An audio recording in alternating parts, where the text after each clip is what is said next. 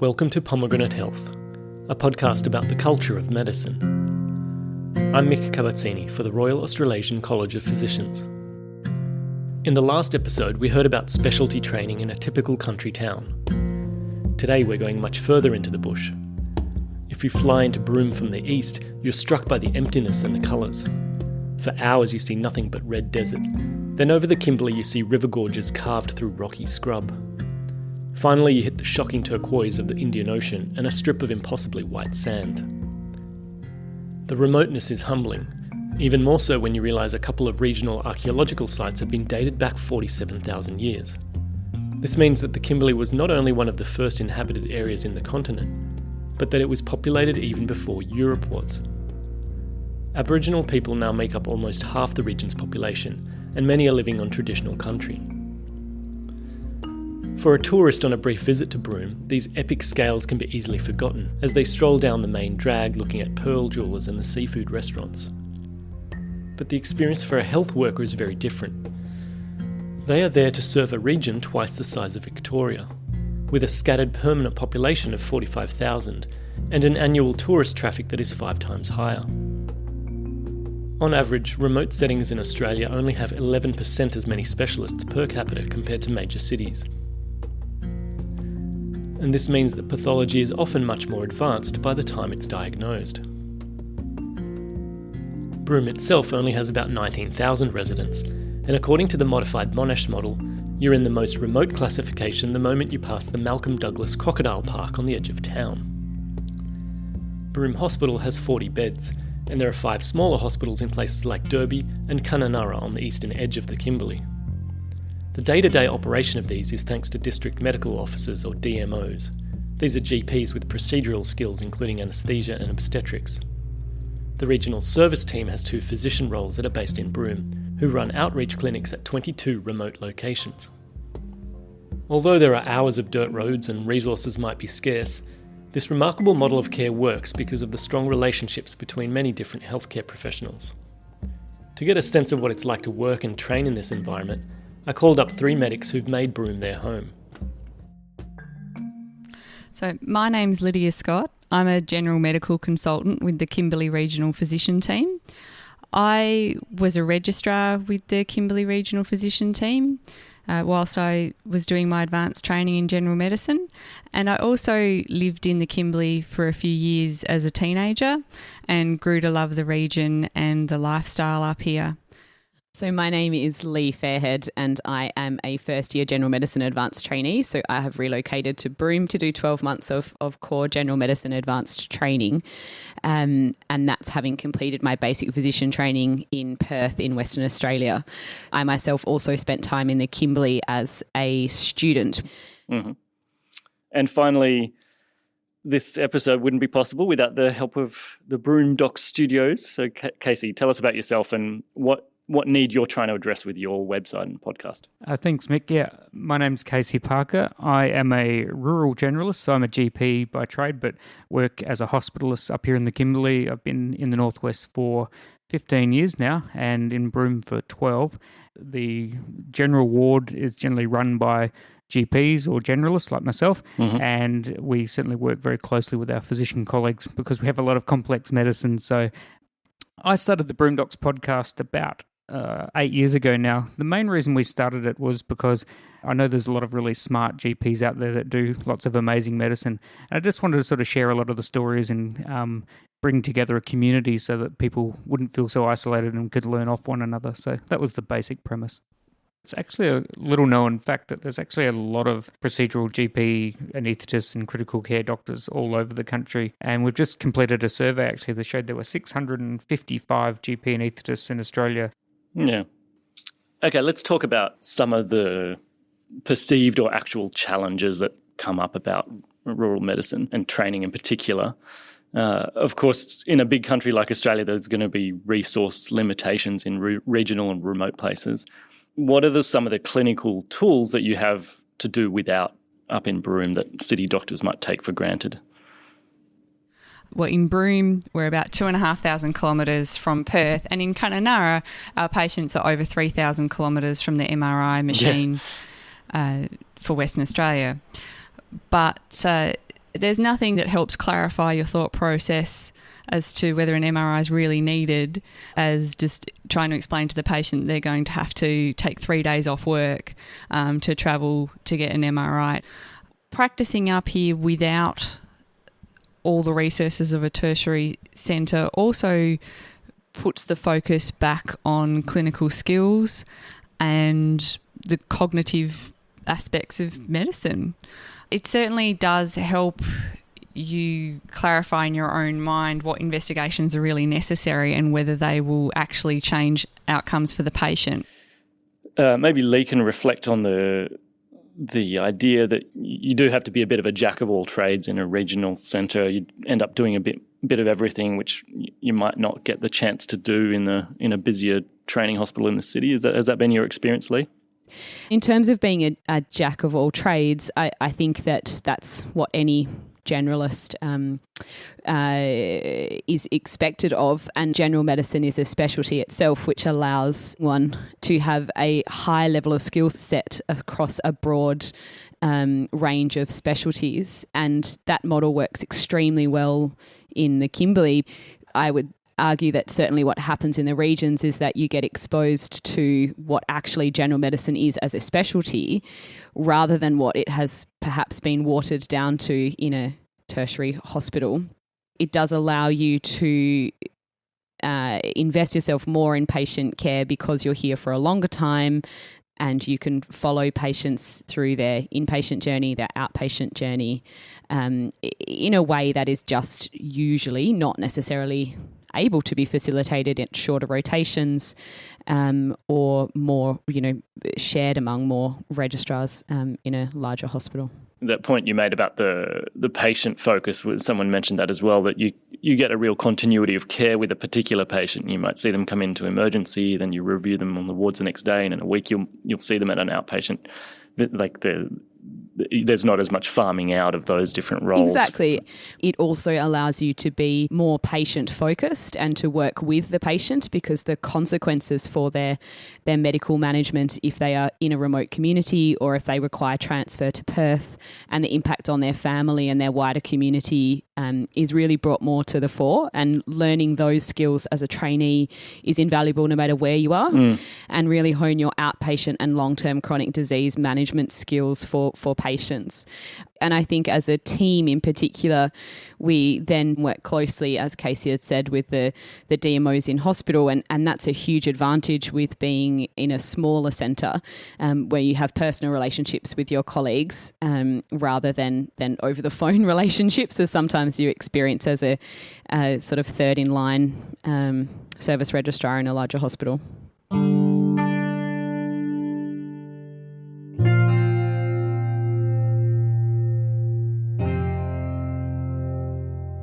We talked in the last episode about the Specialist Training Program, which provides Commonwealth funding for registrar positions in regional locations, and also encompasses suburban settings with high needs.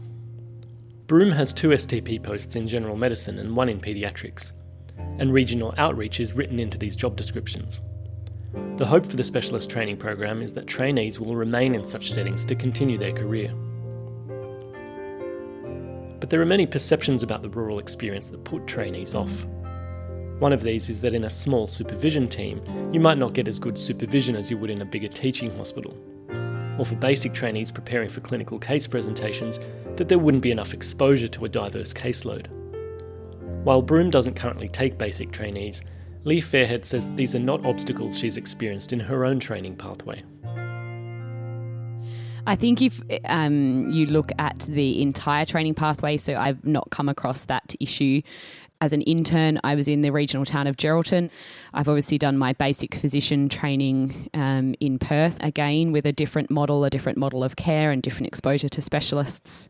And then being in Broome, even in a smaller centre, I'm supervised obviously by Lydia as one of the consultants, but then I have supervision from a consultant who's actually based in Melbourne, a consultant who's based in one of the tertiary hospitals in Perth and actually heads general medicine training in WA. So my exposure and being able to spend more time with them as well has been very varied, and in fact is one of the biggest take-homes for me already, is being able to be exposed to different consultant style, including supervision, teaching and clinical provision of services.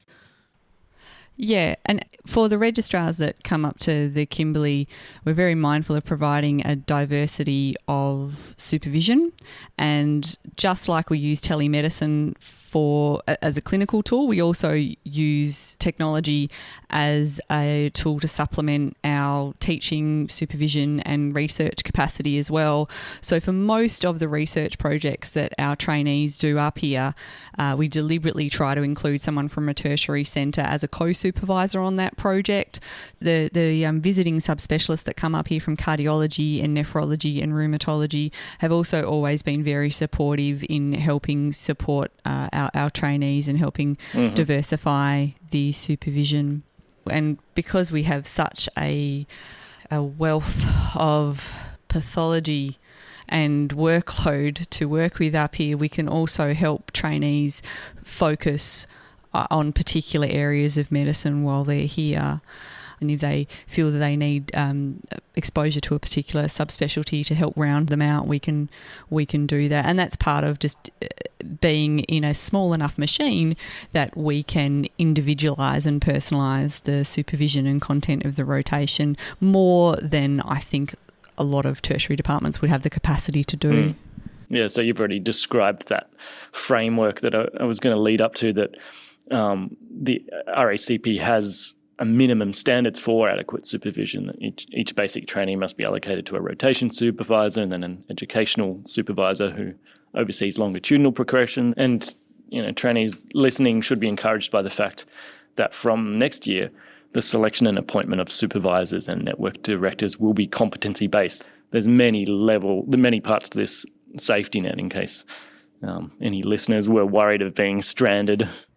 And I think that should be reassuring, Mick, and I can only speak from 6 months of experience so far, but the capacity for myself to be supervised and have tailored input thus far has been some of the best supervision that I have had. It should also be seen as an advantage to have a smaller team for the reasons that I sort of explained before. I'm going to refer a few times to some findings from Dr. Linda Selvey. She's a public health physician at the University of Queensland who's been co-directing a program called Building a Rural Physician Workforce. She presented her data at Congress, and she described the possibility of smaller centres to be what she called fragile workplaces, in that there's a small leadership team, so the success of that place really depends on the personality of just a few individuals. And there were historic examples of similar-sized institutions with exactly the same sort of complement of staff and isolation. And one was thriving as a training centre while the other was more claustrophobic, and there was a high staff turnover and potentially toxic atmosphere. I don't want you to point any fingers at Broome Hospital, but can you see examples of this, that you really are reliant on strong leadership? And can I comment on that one? Yeah, go ahead. I've been in small hospitals for 20 years now, and one thing I really like about small hospitals is that those small cogs turn faster. And so when you want to change something, if you want to improve the quality of your service, it's actually a lot easier to do, because I can sit in a room with every doctor that works in the hospital and we can talk about stuff, whereas trying to change that in a department of 50 or 60 doctors is really hard to do. But you're right, it does require good leadership, and we're lucky to have that in Broome with these guys here. You've counted a lot of those stereotypes that people have, or the fears that people have. Again, from Linda Selvey's lecture, she says that one problem with attracting people out to regional sites is that there's a lack of a professional identity amongst regional physicians, and that's perhaps in contrast to the GP culture, where the rural generalist really is a brand. It is a heroic kind of identity. Would you see that contrast between the two medical communities? I think that's an interesting observation. I think general medical physicians just generally don't have as well developed identity on the national level. But the extent to which that is a problem is probably another question.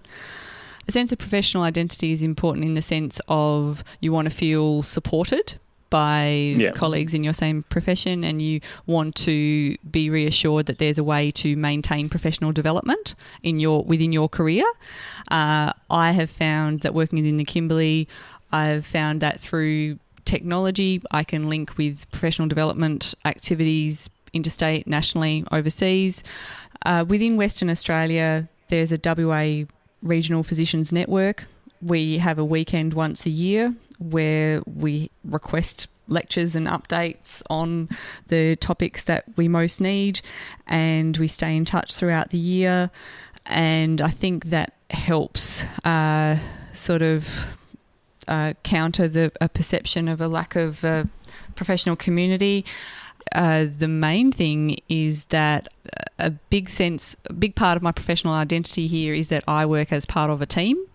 That might be different types of doctors, but that we all work together, and and because of that, I don't feel a sense of professional isolation at all.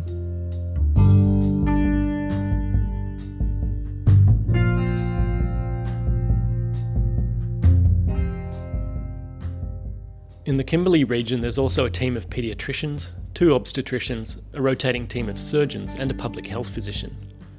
There isn't much private medicine in the region, but throughout the year there are visits from city-based specialists in nephrology, rheumatology, cardiology, and ophthalmology, among others. There are also dialysis centres in Broome, Derby, and Kununurra, with a total capacity for 120 patients. Casey Parker describes some of the more recent developments at Broome Hospital, and also some of the competencies unique to practice in a scarce setting. In terms of our sick patients, we have a high dependency unit as well, which allows us to manage pretty much everything up to ICU level care. We now basically keep all of our septic patients and a lot of our other unwell respiratory type patients as well, whereas 10 years ago they probably would have gone out on a plane, which was a really bad way to manage people in the Kimberley and cost a lot of resources. So the model's really evolved with the use of the physician input, and we utilise a daily video conference with one of our sister hospitals down in the city, so we can talk to intensivists over a live VC and with the patients in the room. So that's been really good, both for patient care but also for the education of the generalist workforce up here. Is that a bread and butter process that you might consult with a specialist back in Perth, or is it special occasions type thing? Telemedicine is definitely part of our daily practice. We use telemedicine within the region often, as well as teleconferencing with the tertiary sites.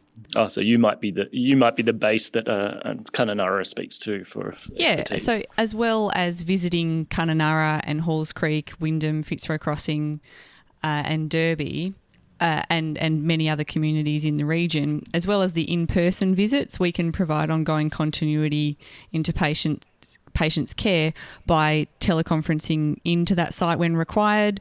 There are times where we've teleconferenced with people at home. For example, I video conference with a young patient whose comorbidities mean he can't mobilise anymore. Rather than him go into the hospital, I can actually just video conference him for a lot of the appointments.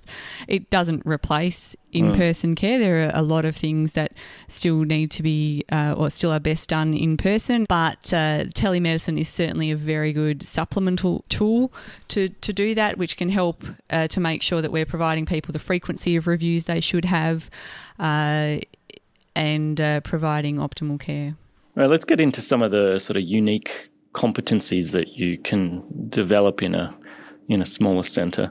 For example, point of care ultrasounds. Many rural generalists don't have a radiology department on hand, and point of care ultrasound has become a pretty standard skill in those settings.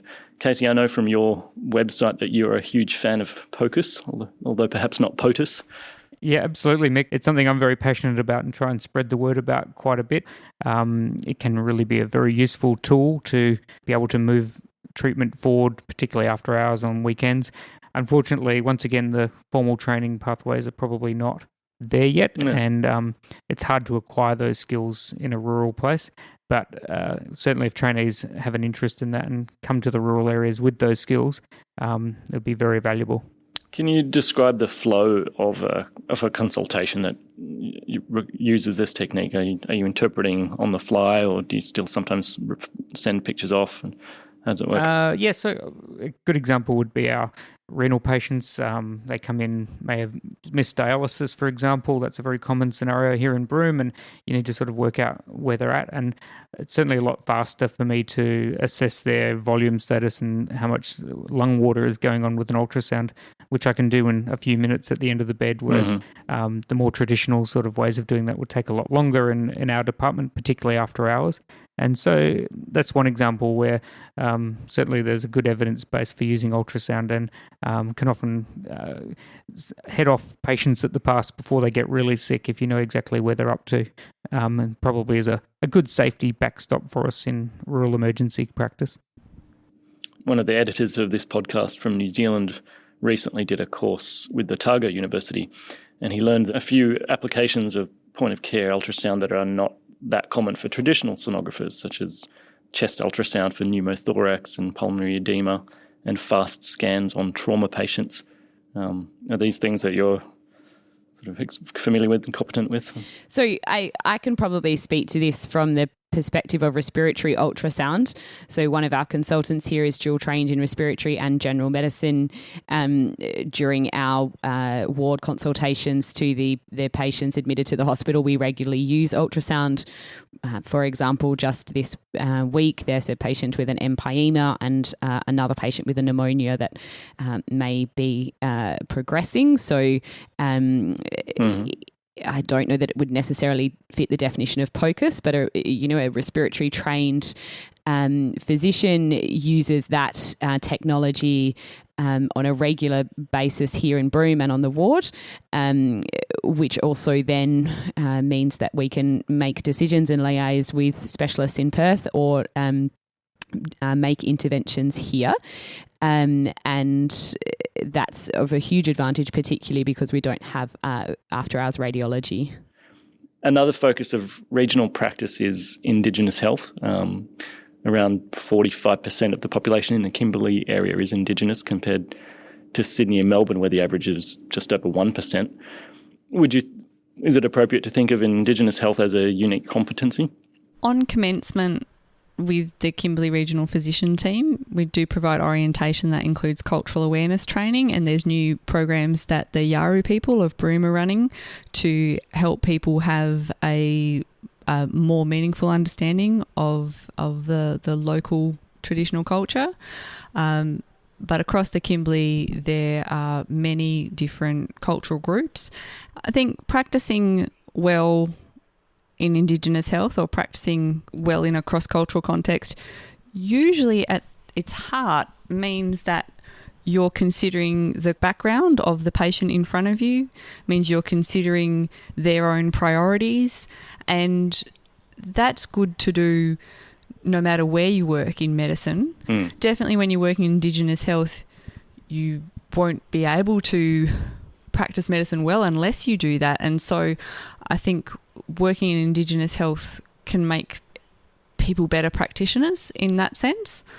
One of the experiences that our trainees have regularly when they're here as physician registrars is going to different Aboriginal communities and providing care on country, often in the clinics, sometimes on home visits. And so I like to think that helps the patients, but I also think it helps our trainees understand how important it is to consider their plan for the patient's medical care in the context of that person's broader life. Mm-hmm. And now let's talk about the psychosocial features of the rural population generally. We know that the rate of suicide is 1.7 times higher than what it is in major cities, according to the 2017 Atlas from the Australian Institute of Health and Welfare. There are higher rates of risky drinking, and all of these figures are even higher in the Aboriginal population. Should trainees have some good grasp of mental health before coming to a place like Broome? Certainly an important part of practicing as a general physician is treating the whole patient. That's part of the basis of the specialty of general medicine, and that includes understanding the psychological cofactors that may be a result of their disease or contributing to their illness behaviour in the way that someone interacts with their disease. From what we've found with the registrars that have come up to the Kimberley, we have found that as long as they've completed basic physician training, that provides them with a good starting point through which they can, throughout their time here, develop a deeper understanding of how the psychological factors and even historical factors might be interacting on any one person's medical presentation. And I can add from a trainee perspective, each Tuesday we discuss all of the patients who are in hospital, and that meeting is attended by the inpatient team, the local psychiatry team, the local obstetric team, the local Kimberley Renal Services, the local Aboriginal Medical Services, the local palliative care team. Although you may be faced with maybe unique situations or complex comorbidities, the way that we're able to offer continuity of care for our patients as well as work together closely with specialties means that even though you've got a complex patient, the plans often seem to be easier to enact than sometimes when you come across that in a tertiary setting.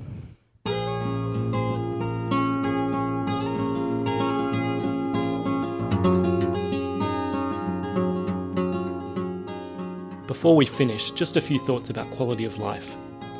In the study we've been talking about from the University of Queensland, it's been shown that rural practitioners have equally high job satisfaction ratings to their metropolitan peers. And yet a lot of them still move on for personal reasons. We talked in the previous episode about the difficulty of finding work for a partner. But rural medicine is compatible with many different lifestyles. And at the risk of misappropriating a 90s tourism campaign, you'll never know if you never go. Yeah, we expect that when our registrars are working for us, we're going to be deliberately stretching their brains in all sorts of different directions, asking them to apply knowledge that they've developed over the last few years in challenging contexts. And, you know, our registrars learn a lot because they work hard.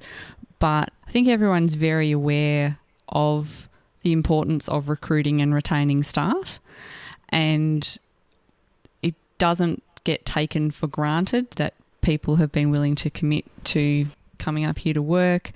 We respect the fact that in order for them to come and give us our best efforts in clinic, we also then need to give them time to enjoy the region and have time to maintain their own mental health, their own lifestyle and relationships. And I would hope that we're able to strike that balance. And I suspect that's probably why most of the consultant roster is staffed by three of us consultants that used to be registrars that chose to move back to Broome long term. I did laugh when I was looking you up, Lydia. I found a job ad for a registrar position that you'd posted, and it had pictures of the camels on Cable Beach and people kayaking on the azure waters of the Indian Ocean.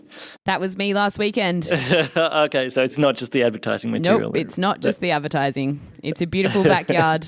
And genuinely, seriously, as a trainee, the opportunity to do remote clinics and to actually see patients on country and in community whilst seeing the beautiful Kimberley is absolutely a huge attractant to the job. Perhaps, hopefully, this is one of the most important things that gets crossed in the podcast.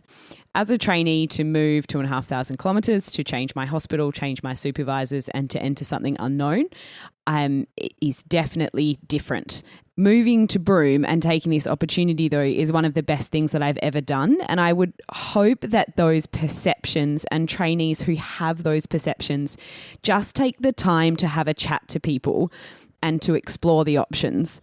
This job in particular has been the most flexible job that I've ever been in.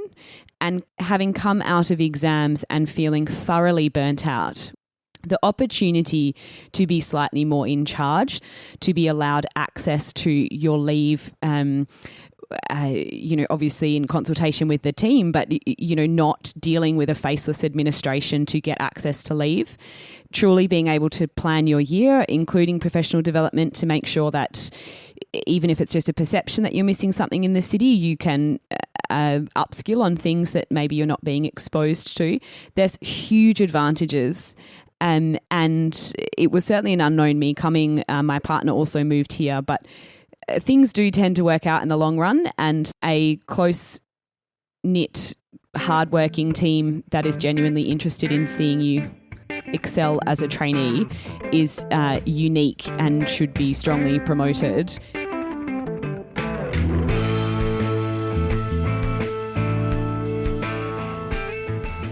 Many thanks to Lee Fairhead and Lydia Scott for contributing to this episode of Pomegranate Health. And special thanks to Casey Parker for sorting out the recording. Make sure you check out his Broome Docs podcast and blog for lots more great discussion about generalist medicine in the bush. You'll find this linked at our website, racp.edu.au/podcast. There's also a transcript of this episode, a comments forum, and links to other great resources for trainees. Or just search for online resources at RACP to browse the e-learning modules and video lectures for the basic training curriculum. There's also information about the Specialist Training Program and other funding options for rural fellows to extend their skills. For example, Support for Rural Specialists Australia has 4 funding rounds a year that can go to all sorts of workshops. Point-of-care ultrasound or echocardiography, vascular access, cardiac CT, even to brush up in a subspecialist department in a tertiary hospital. Finally, you can also nominate a colleague for the RACP Medal for Clinical Service in rural and remote areas, which recognises outstanding service in Australia and New Zealand.